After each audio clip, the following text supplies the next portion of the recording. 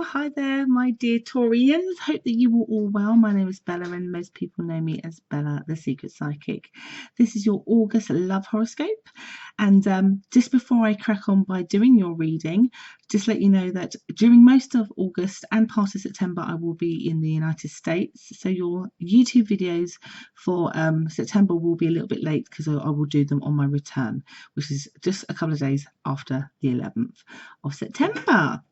So anyway, lovely people, thank you for joining me here. I'm a psychic reader, so I don't use tarot cards. I work with the help of my spirit guides to help translate the information so that you can navigate the month successfully romantically.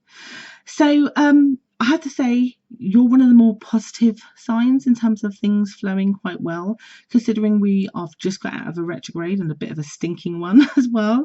And considering that for the first 2 weeks, we will still be in the shadow aspect, you seem to be faring a lot better than other signs through it all.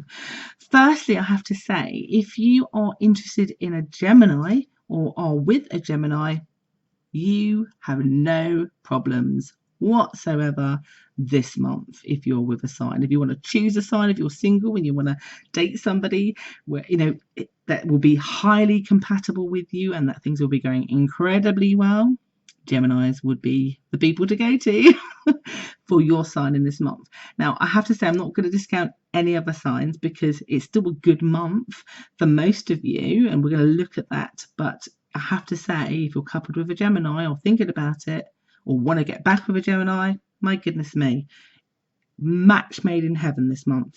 I know it's going to be like so positive. I couldn't say. I can't even put it into words. Anyway, for the rest of you who are dating other signs or married to other signs, or single even. If you're single, go for a Gemini. But if you're not and you're with other signs, it's still good. It's almost like if the connection I just spoke about is a 10, you're at about a good 8.5. So it's not bad, because some of the signs I've been looking at have been 0. So this is a good thing. It feels that some of you, as you've got out of the retrograde, the first week, you've got some people stepping forward, wanting to apologize to you, wanting to offer you what you need romantically, wanting to, I could get you getting your wish, basically. And this is for all of you, regardless of who you're dating or who you're interested in. So you've got some good news coming towards you. That's music to your ears in terms of things progressing in the way that you want.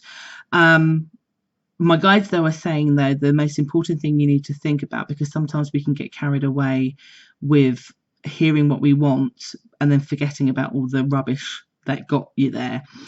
And they're saying here that in order for you to be successful with the person that you have chosen to say yes to, or that, fulfills your wishes, they are saying here that you do need to make sure that you're nurturing yourself first, that you are putting yourself first and not the person first.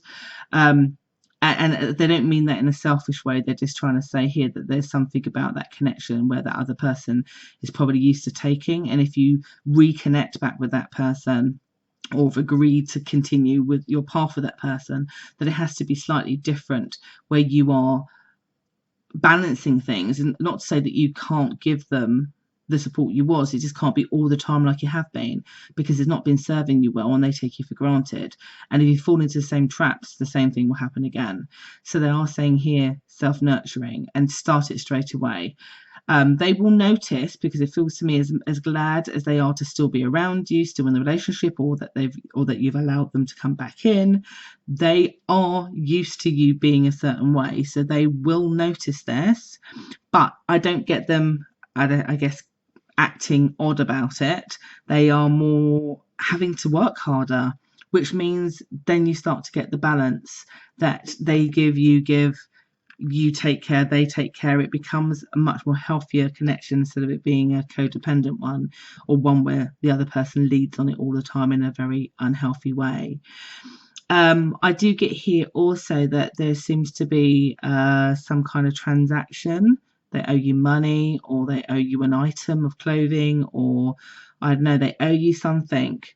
that they said they were going to do, or perhaps you broke up with them in the retrograde, now they're back, that they give back to you as they promised, which is also another sign. And partly they seem to do it by the second week because they are noticing where you're not completely the same. They see you're happy in your engagement, not completely the same, but again they seem to want to do that sooner rather than later to gain your favor and to show you that you can trust them. I think if you don't act that way, then they will take their sweet time, which then builds up the patterns of things that perhaps you were disappointed with them about. So it's important because you'll start to see the results of it basically straight away. Again, as we go into the third week with you guys, it feels like your love for each other or your closeness or your bond grows even more, whether you're single, whether you're in a long-term relationship, whether they're back new in your life. Third week, very, very good. If you feel equal, and it's a shared thing with neither one of you doing too much hard work. In fact, what I feel, the gratitude from that other person and that they are changing because you have changed, is that they seem to put you on a pedestal. You feel really confident. You feel like you don't need to hold your words, that you can speak your mind and it's listened to, and you don't have to be afraid about it, being that person getting defensive. Like, you feels like you can just be yourself, which then helps the bonding to flow, where you can be silly and do stupid things or say things without it being looked at as weird. So there's lots of bonding happening in the third week. As we get into the fourth week is a little bit challenging, not gonna lie. A little bit, but not a lot. Like, I feel like you're half, like you start the beginning of it really happy, but then something does seem to come in. Now, I'm just wondering, from what I'm being shown, and because this is a general reading, that I'm not entirely sure that it's actually because your partner or the person you're with does something. It does feel like it could be largely outside of your connection.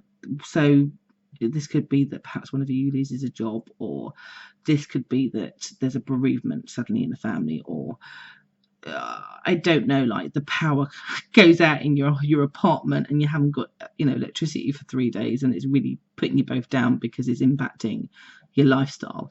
Whatever this is does seem to creep in just at the tail end of that week, which does seem to be a little bit challenging in the connection, because it kind of, like, I guess, tests how you both deal with this now that you're in this new path. But just see it like that. Is like a test that I feel that you can get through, because it's shown as a little challenge, and because it feels mostly outside of your connection, that you can resolve it better than it being about things. And what I'm not getting is that person repeating history. I think that would only happen if you didn't. If you went back to being exactly how you was before, then for sure, when it gets to the last week, you're going to start to see the person's true colours, and you'll be upset because of that. And in a slight way, my guide's saying take responsibility, that if you enable somebody and you don't give for yourself and put your self-worth first, this is the results of it. And it's like the universe trying to teach you a lesson. But by the by, because most of you should be making sure you're putting your needs first above that person, that actually whatever happens outside of the connection is external that you deal with. But it's a little thing. You'll overcome it. So that is your month in August. I do hope that it's been helpful. And again, I will be back in September, a little bit late, with your next reading. Take care.